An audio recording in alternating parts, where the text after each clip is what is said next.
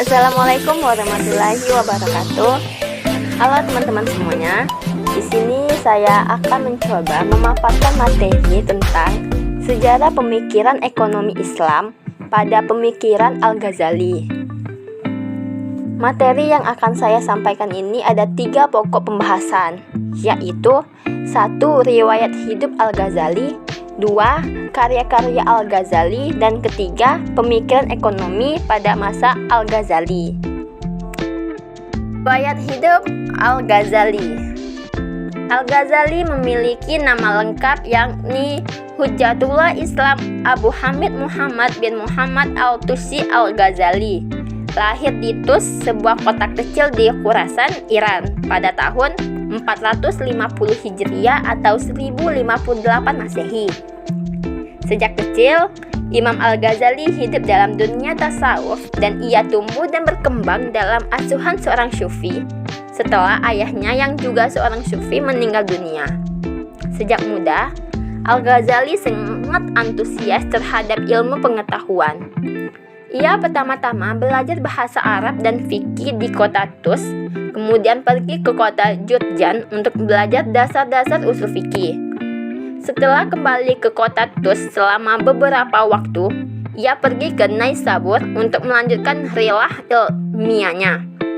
Di kota ini, Al-Ghazali belajar kepada Al-Haramain Abu Al-Mali Al-Juwaini, sampai yang terakhir ini wafat pada tahun 478 Hijriah atau 1085 Masehi. 1. Al-Ghazali berkunjung ke kota Baghdad, ibu kota Daulah Abbasiyah, dan bertemu dengan Wazir Nizam al-Mulk. Darinya, Al-Ghazali mendapatkan penghormatan dan penghargaan yang besar. Pada tahun 483 Hijriah 1090 Masehi, ia diangkat menjadi guru di Madrasah Nizamiyah. Pekerjaan ini dilaksanakan dengan sangat berhasil sehingga para ilmuwan pada masa itu menjadikannya sebagai referensi. Pada tahun 488 Hijriah 1095 Masehi, Al-Ghazali meninggalkan Baghdad dan pergi menuju ke Syirah untuk merenung dan membaca dan menulis selama kurang lebih 2 tahun. Kemudian, Al-Ghazali pindah ke Palestina untuk melaksanakan aktivitas yang sama dengan mengambil tempat di Baitul Maqdis. Al-Ghazali menetap di beberapa waktu di kota Iskandaria, Mesir. Al-Ghazali kembali ke tempat kelahirannya, Tus, pada tahun 469 Hijriah 1905 Masehi untuk melanjutkan aktivitasnya, berkhalawat dan beribadah. Proses pengasingannya tersebut berlangsung selama 12 tahun. Al-Ghazali kembali lagi ke kota Tus untuk mendirikan sebuah madrasah bagi para fuqaha dan mutashawwifin. Al-Ghazali memilih kota ini sebagai tempat menghabiskan waktu dan energinya untuk menyebarkan ilmu pengetahuan hingga meninggal dunia pada tanggal 14 Jumadil Akhir 505 Hijriah atau 19 Desember 1101 Masehi. Pokok pembahasan yang selanjutnya yaitu karya-karya Al-Ghazali. Al-Ghazali merupakan sosok ilmuwan dan penulis yang sangat produktif. Berbagai tulisannya telah banyak menarik perhatian dunia, baik dari kalangan muslim maupun non-muslim. Para pemikir barat abad pertengahan seperti Raymond Martin, Thomas Aquinas, dan Pascal ditenggarai banyak dipengaruhi oleh pemikiran Al-Ghazali.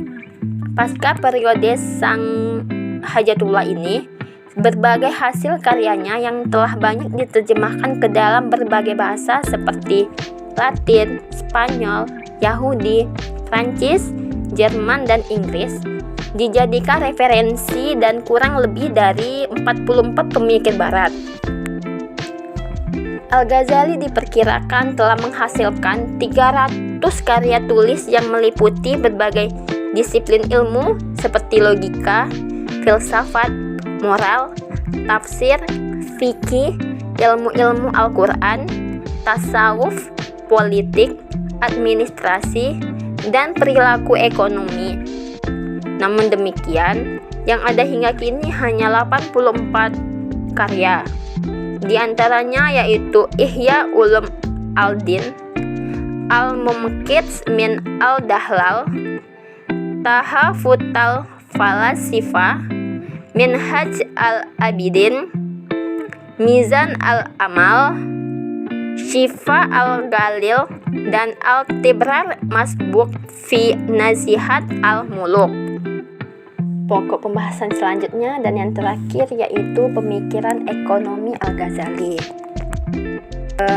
Al-Ghazali memfokuskan perhatiannya pada perilaku individu yang dibahasnya menurut perspektif Al-Quran, Sunnah, fatwa-fatwa sahabat dan tabi'in, serta petua-petua para sufi terkemuka masa sebelumnya, seperti Junaid al-Baghdad, Zunnun al-Misri, dan Harits bin Asad al-Muhasibi. Pemikiran sosial ekonomi Al-Ghazali berakar dari sebuah konsep yang dia sebut sebagai fungsi kesejahteraan sosial Islami. Menurut Al-Ghazali, kesejahteraan maslahah dari suatu masyarakat tergantung kepada pencarian dan pemeliharaan 5 tujuan dasar, yaitu agama, al-din, hidup atau jiwa, nafs, keluarga atau keturunan, nas, harta atau kekayaan, mal, dan intelek atau akal.